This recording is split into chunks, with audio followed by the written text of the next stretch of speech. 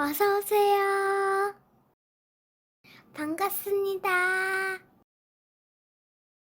안녕하세요. 두 아이 엄마이자 육아휴직 중인 30대 초반 여자입니다. 대학교 3학년 때에 미팅에서 만난 남자와 첫눈에 반해 4년간 연애를 하다가 아기가 생기면서 결혼을 하게 되었습니다. 저는 임신을 해서 걱정을 하고 있는데 저와 결혼하게 되었다며 엄청 좋아했습니다. 임신을 알게 되자마자 양가 부모님께 말씀을 드렸고 2달 만에 준비해서 결혼을 하였습니다.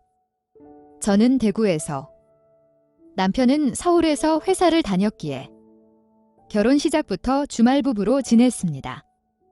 그래서 신혼집은 제가 있는 대구에 구했고 남편은 시댁에서 살았습니다. 금요일에 퇴근하자마자 운전을 해서 바로 대구로 내려오거나 회식이 있는 경우에는 회식이 끝나자마자 기차나 버스를 타고 내려왔습니다. 첫 아이를 출산하고 나서는 주중에도 퇴근하고 내려와서 아기 얼굴 보고 저와 놀다가 잠을 자고 새벽에 일찍 일어나 대구에서 서울로 출근하는 경우도 종종 있었습니다. 첫 아이 육아휴직이 끝나가면서부터는 저희 부모님도 대구에 계셨기 때문에 부모님께서 봐주셨습니다. 아침에 제가 출근하면서 부모님 집에 아이를 내려주면 10시에 어린이집에 보내주시고 오후 4시쯤 돼서 데려와 주셨습니다. 점점 아기도 커가고 계속 주말 부부를 할 수 없기에 저는 서울로, 남편은 대구로 보내달라고 각자 회사에 말했지만 생각처럼 쉽게 되지는 않았습니다. 주말 부부는 전생의 나라를 구해야 가능하다고 사람들이 그러던데 제가 생각에는 주말 부부는 전생의 나라를 팔아서 역적이 된 사람들이 하는 것 같습니다. 연애 때도 소소하게 말다툼은 있었지만 금세 서로 풀고 잘 지내고 그랬습니다. 결혼 초까지만 해도 그랬는데 어느 정도 시간이 지나면서 주말 부부임에도 다투는 경우가 많아졌고 얼굴을 보면서 대화하는 시간이 적어서 그런지 쉽게 대화로 풀 수 있는 것도 오랫동안 다투게 되고 남편은 몇 주씩 대구로 내려오지도 않는 경우도 종종 생기게 되었습니다. 그러던 중 둘째를 임신하게 되었습니다. 아직은 서로에게 차가웠지만 다시 예전처럼 잘 지내보기로 약속을 하고 지난날의 묵은 감정을 잃고 서로 노력하기로 했습니다. 다시 남편은 예전처럼 자주 내려왔고 중간중간 입덧할 때면 서울에서 맛있는 음식도 사다 주었습니다. 그러면서 이럴 때 아니면 언제 같이 살겠냐면서 남편도 둘째 출산일쯤 맞춰서 육아휴직을 썼습니다. 1년 가까이 저희 가족 모두가 같이 지냈습니다. 주말 부부하다가 같이 지내니까 처음에는 다툼도 좀 있었지만 그래도 같이 지낸다는 것이 너무 좋았습니다. 같이 장보고 같이 밥해 먹고 저녁에 아기들 잠들면 영화도 한 편 보고 그런 소소한 것들이 단연간 주말 부부로 지냈던 저희에게는 너무 큰 행복이었습니다. 주말은 평일보다 빨리 지나가듯 1년간의 육아휴직 기간도 끝이 났고 저희 부부는 다시 주말 부부로 돌아갔습니다. 요번에는 각자 회사에 좀 더 강하게 어필해서 합칠 수 있도록 노력하기로 했습니다. 하지만 그 노력과 달리 남편은 진급하면서 중국지사로 발령이 났고 그나마 주말마다 보는 것마저도 불가능하게 되었습니다. 주말 부부에서 월말 부부로 변하게 되었습니다. 퇴사를 하고 남편을 따라갈까도 생각해 보았지만 이제 15개월 된 둘째와 50개월 된 첫째를 데리고 들어가는 것은 그곳 여건상 힘든 부분이 한두 개 아니었습니다. 그렇다고 저 혼자서 남편 보려 들어가는 것도 현실적으로 힘든 일이었습니다. 모유 수유도 있고 평일에 두 아이를 맡아주시는 부모님께 주말까지 맡기면서 간다는 것도 엄청 부담이었습니다. 부모님도 첫째 봐주실 때와 달리 체력적으로 힘들어 하셨습니다. 평일에는 정신없이 아침에 아이들 챙겨서 부모님께 부탁드리고 일하고 퇴근하고 데려오고 밥해서 먹이고 씻기고 좀 놀아주다가 재우고 저도 기절하고 주말에는 아침부터 아이들과 씨름하다가 끝나고 체력적으로나 심적으로나 남편의 빈자리는 점점 크게 느껴졌고 결국 우울증이 왔습니다. 우울증이 심해지면서 일단 회사 휴직을 내고 쉬었습니다. 그리고 당분간은 부모님 집에서 아이들과 같이 살았습니다. 뭔가 북적북적 하는 것이 사람 사는 것 같고 좋았습니다. 평일 아침 10시. 첫째는 운동화를 신기고 둘째는 유모차를 태우고 어린이집으로 등원시켜주려 갔습니다.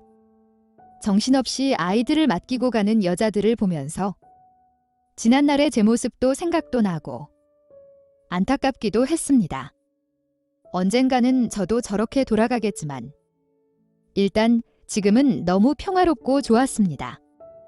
그런데 그 와중에 좋은 차를 타고 깔끔한 정장을 입고 양손에 아이들 손을 잡고 등원시켜주는 남자가 보였습니다.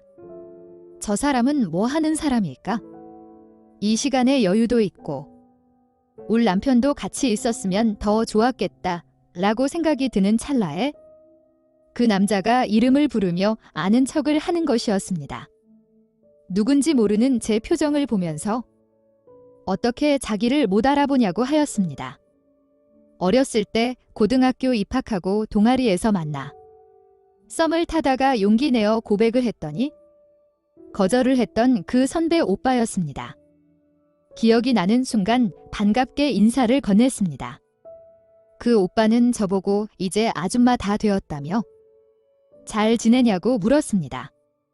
그 차에 비친 제 모습은 머리도 안 감고 추리닝과 슬리퍼.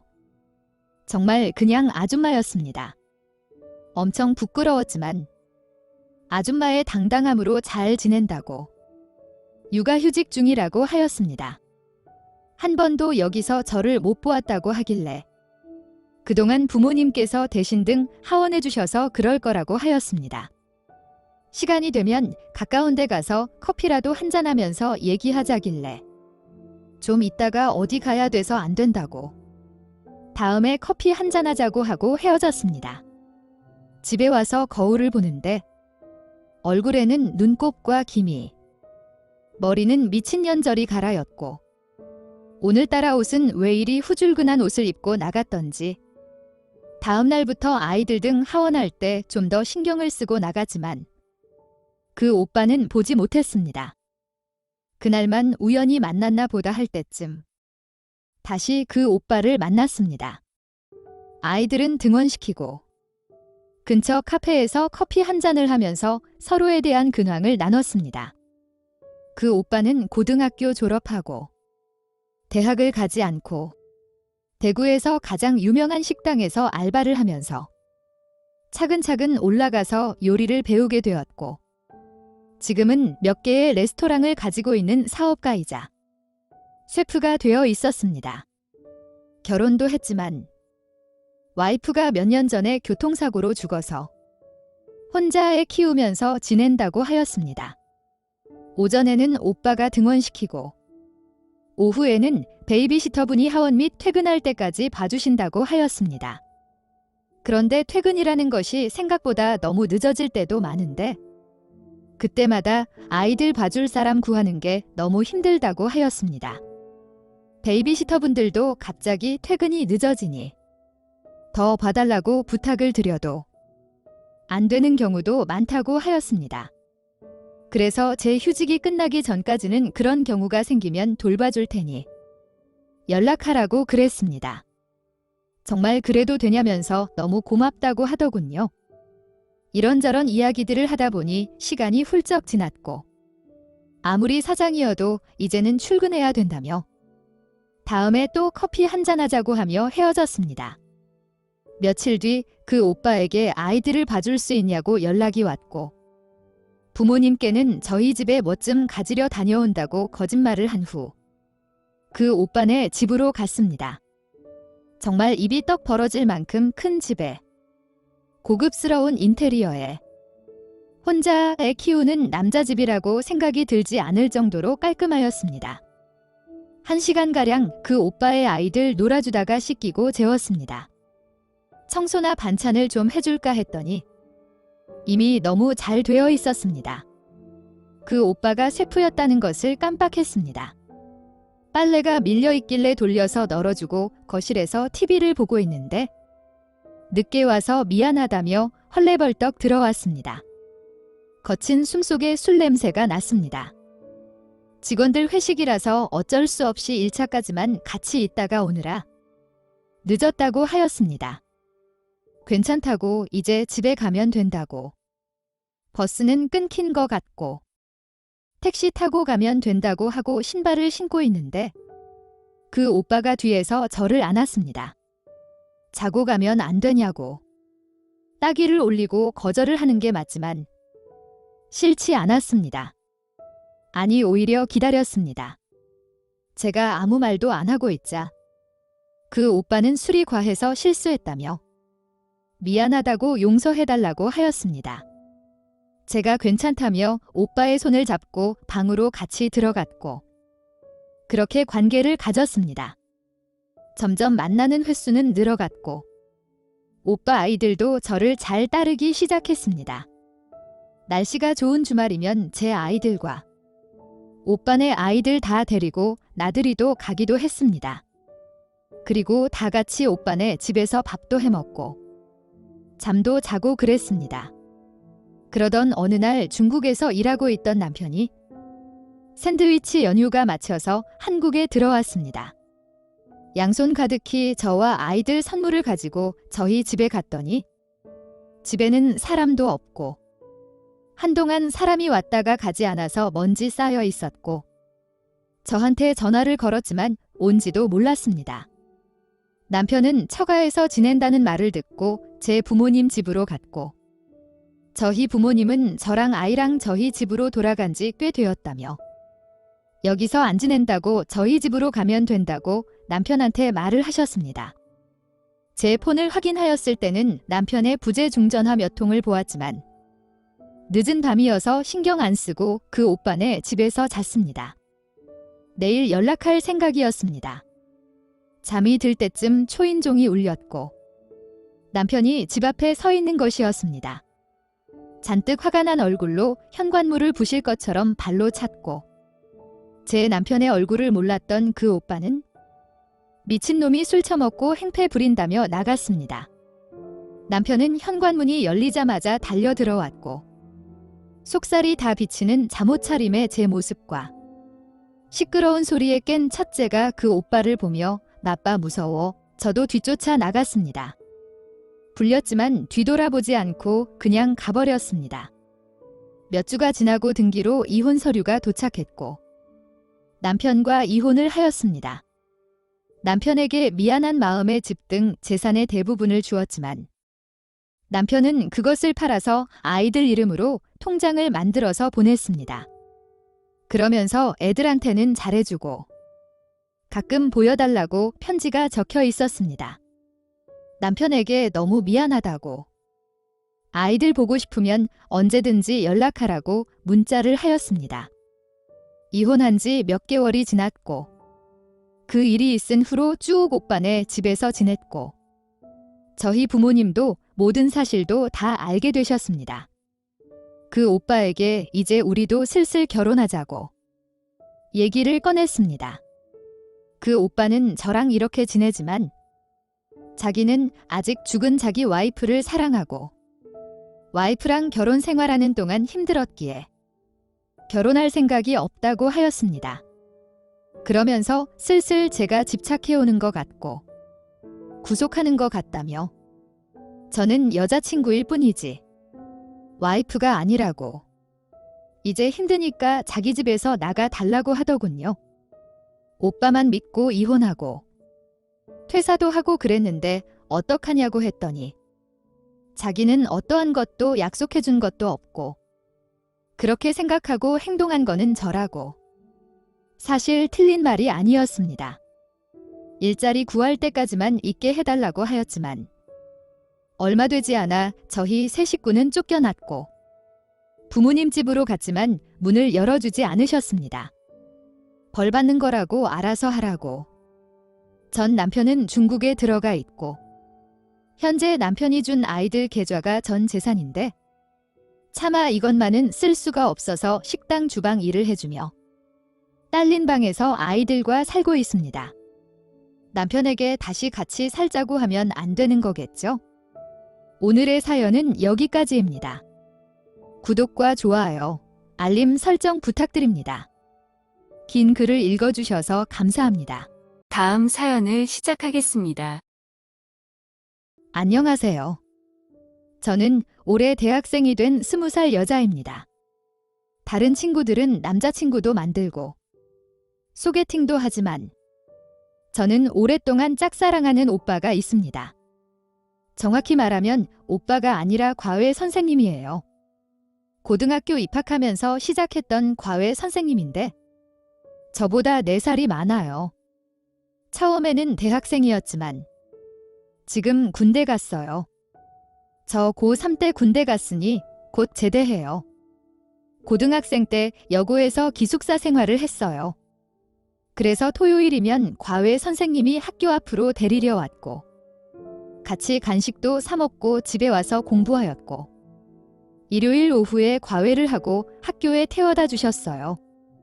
대학생이었지만 차가 있었거든요. 처음에는 과외 선생님이 픽업도 해주고 하니 편하고 좋았어요. 그런데 몇 번 보기 시작하면서 저도 모르게 좋아하게 되었어요. 그렇게 잘생기지도 않았는데 그냥 좋아졌어요. 친구들이 제 과외 선생님을 보면서 저보고 왜 좋아하는지 모르겠다며 여고 안에만 붙잡혀 있더니 외로워서 눈이 돈 거라고 했어요. 한 번은 과외 선생님이 목표한 성적이 넘으면 소원을 하나씩 들어주셨는데 목표한 점수가 넘어서 소원을 말했어요. 제가 좋아하는 가수 콘서트를 같이 가자고요. 그랬더니 2장 예매해 줄 테니까 친구랑 다녀오라고 하시길래 선생님이랑 같이 가고 싶다고 졸랐어요. 그래서 결국 콘서트장 앞에서 만났는데 저희 사촌 언니랑 같이 온 거였어요. 알고 보니 저희 사촌 언니 남자친구였고 제 과외 선생님을 구하던 저희 엄마에게 사촌 언니가 남자친구를 소개해 준 거였어요. 과외 선생님으로 남자를 조금 꺼려 하셨는데 사촌 언니 남자친구고 학교도 좋다 보니 제가 과외 선생님이 된 거였어요. 과외 선생님과 데이트를 한다는 생각에 엄청 신경 쓰고 나갔는데 너무 속상했어요. 콘서트도 재미도 없고 저녁 사준다는 것을 거절하고 그냥 집에 와서 펑펑 울었습니다.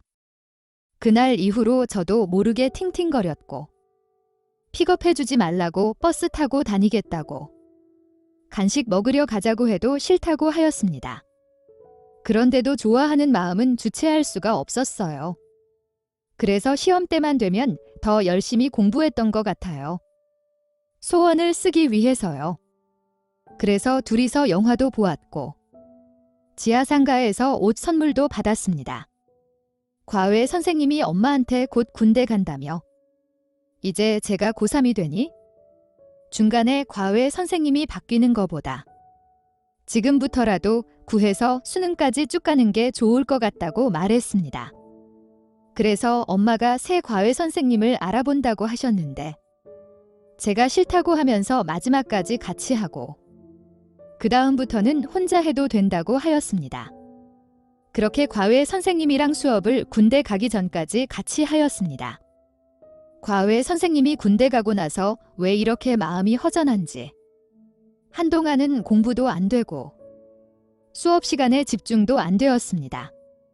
곰신 카페라는 곳에 가입해서 사진도 보고 편지도 보냈어요. 한참이 지나서 답장을 받았어요. 보낼 줄 몰랐다면서 너무 고맙다고 휴가 나가면 만난 거 사준다고 적혀 있었어요. 공부도 열심히 하라는 내용도 있었고요. 그 후로 가끔 편지를 보냈지만 과외 선생님은 그전과 비슷한 내용의 답장들만 보냈어요. 그래도 용기를 내어 이제 과외 안 하니까 선생님이라고 안 부르고 오빠라고 부를 거라고 적어서 보냈습니다. 뭐라고 답장이 올까 한참을 기다리는데 오지 않았어요. 너무 섣부른 판단이었다고 자책이 심할 때쯤 훈련 기간이어서 답장이 늦었다며 마음대로 하라고 적혀 있었어요. 그러면서 오빠도 이제 편하게 제 이름 부르겠다고 하였어요. 그해 추석 때 희소식을 들었어요. 저희 집이 큰 집이라서 친척들이 모두 모이는데 사촌 언니 얘기 중에 남자친구랑 헤어졌다는 이야기를 들었어요. 하지만 답장은 공부 안 하냐고 잔소리 한가득과 수능 끝나면 알려준다고 하면서 앞으로 수능 전까지 편지와도 답장 안 할 거라고 적혀 있었어요. 수능도 곧 다가오기에 그렇게 편지를 쓴 거는 알지만 조금 속상했습니다. 그래도 헤어졌다는 소식만큼은 너무 좋았어요. 그렇게 고3 생활이 그렇듯 학교, 기숙사, 집, 독서실 그렇게 보냈습니다. 수능 보기 2일 전에 오빠한테서 수능 잘 보라는 편지와 선물이 왔습니다. 예상치 못하게 받아서 너무 좋았습니다. 그렇게 기분 좋게 수능 시험을 보고 나왔습니다. 집에 와서 저녁 먹고 쉬다가 오빠한테 편지를 썼습니다. 쓰다 보니 면회를 가고 싶어졌습니다. 그때부터는 성년이 되기만을 기다렸습니다. 새해가 되고 얼마 지나지 않아 면회를 갔습니다. 오빠는 엄청 놀라면서 어떻게 여기까지 왔냐고 물었습니다. 궁금하기도 하고 보고 싶기도 하고 해서 놀려왔다고 하였습니다. 대학, 수능 얘기만 하다가 조심스럽게 용기를 내어 물어보았습니다. 여자친구 있어? 없다면서? 제대하면 이쁜 친구들 있으면 소개시켜달라고 하였습니다. 그래서 좋아한다고 고백을 하였습니다.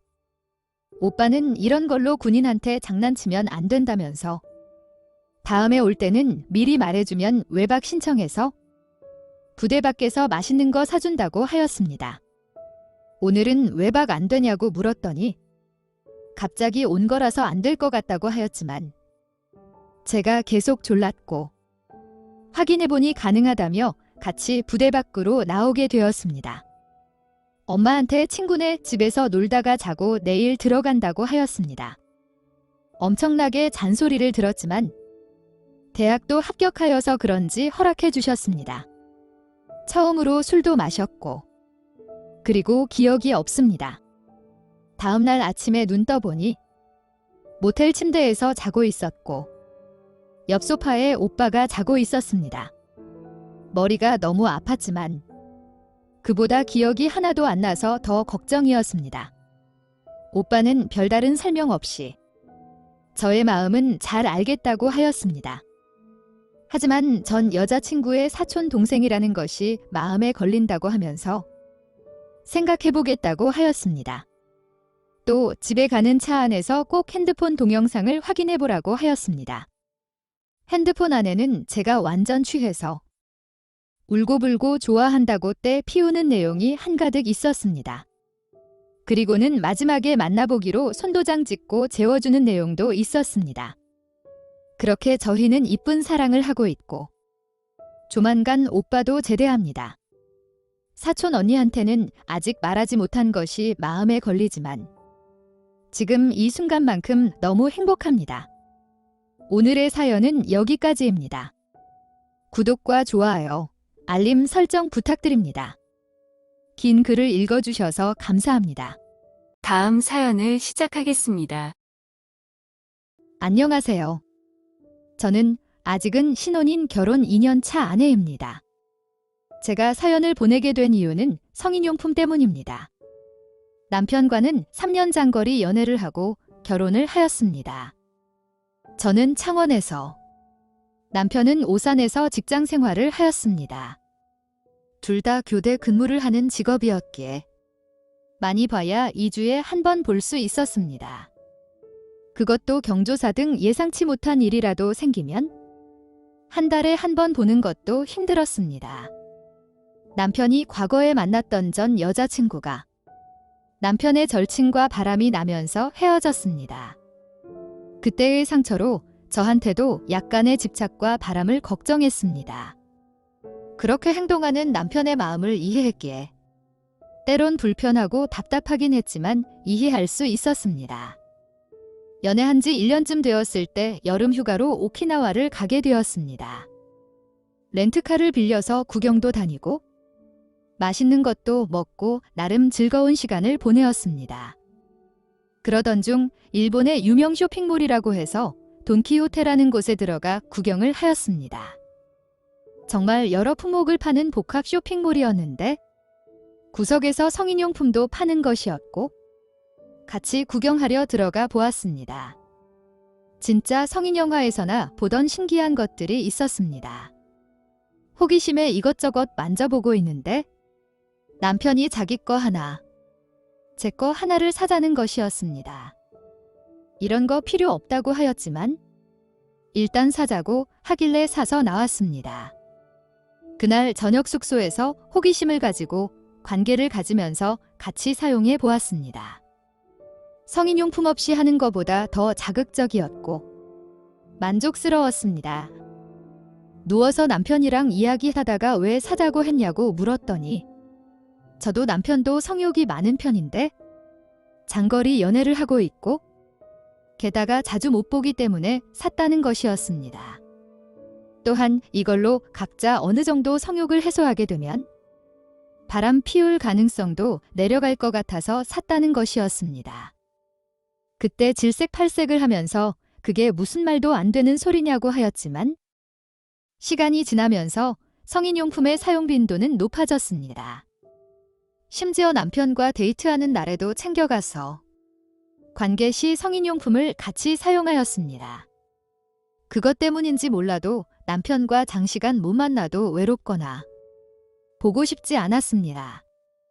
그렇게 3년간의 장거리 연애를 끝내고 결혼을 하였습니다. 결혼 후에도 약 반년간은 주말 부부로 지냈습니다. 그 기간에도 성인용품의 사랑은 계속되었습니다. 그 사이에 중간중간 남편과 몇 개의 성인용품을 추가로 구매해서 하였습니다. 그런데 남편과 같은 지역으로 직장이 옮겨지면서부터 문제가 생기기 시작했습니다. 자연스럽게 성인용품의 사용 횟수는 줄었고 남편과의 관계는 늘기 시작했습니다. 그런데 예전과 다르게 남편과의 관계가 만족스럽지 못했습니다. 뭐랄까 싫지는 않지만 무언가 2% 부족한 느낌이었습니다. 그렇다고 남편이 옆에 있는데 혼자서 성인용품을 가지고 해결할 수도 없는 것이었습니다.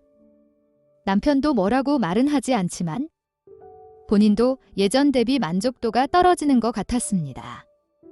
그렇게 몇 주의 시간이 지나고 남편이 회식을 하고 늦게 들어오는 날이었습니다.